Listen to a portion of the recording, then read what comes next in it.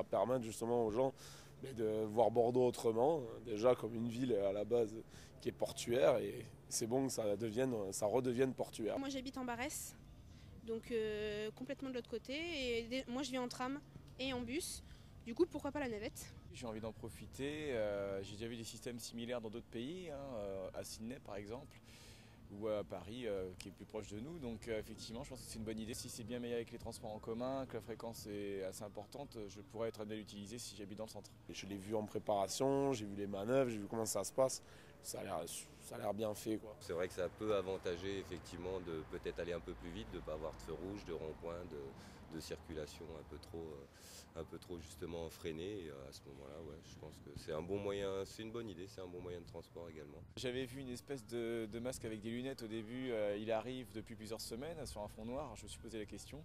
Effectivement, en fait, c'est le logo du bateau avec le jeu de mots sur la cuve. Ils avaient fait une sorte de teaser comme dans les films et ça a bien marché, mais j'avais pas deviné au début que c'était pour ça.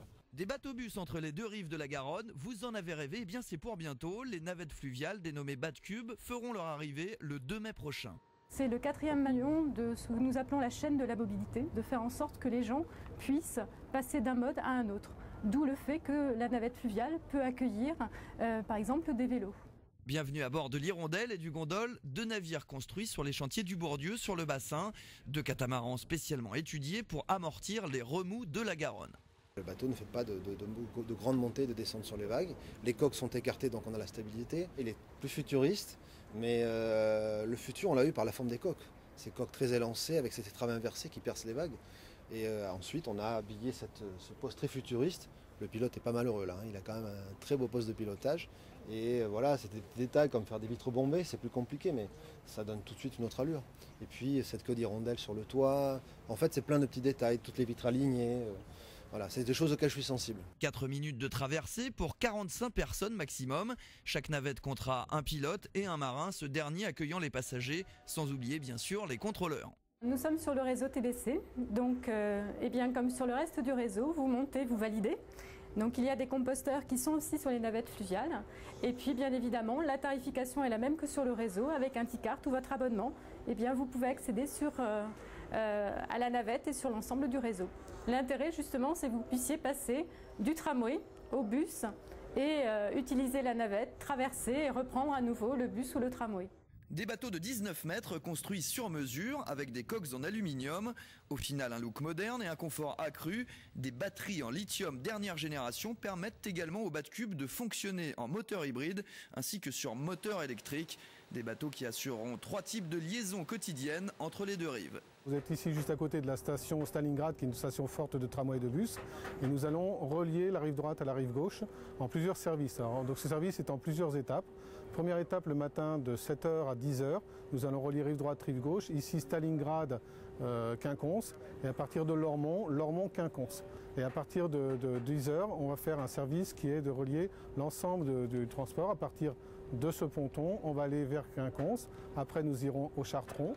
Et après le Chartron, nous rejoindrons Lormont-Bas en passant sous le pont Chaban-Delmas. Le service du matin à partir d'ici est tous les quarts d'heure, un départ tous les quarts d'heure. À partir de Lormont, quel que soit le temps de la journée, on aura un départ toutes les 45 minutes.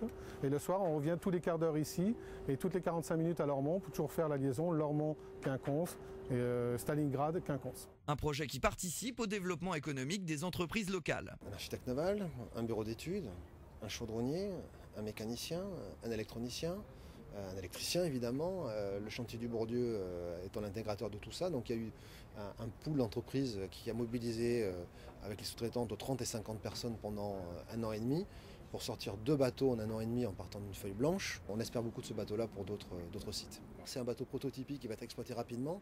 Donc c'est un gros challenge de sortir ça en moins de 2 ans, que ce soit exploité déjà en mai.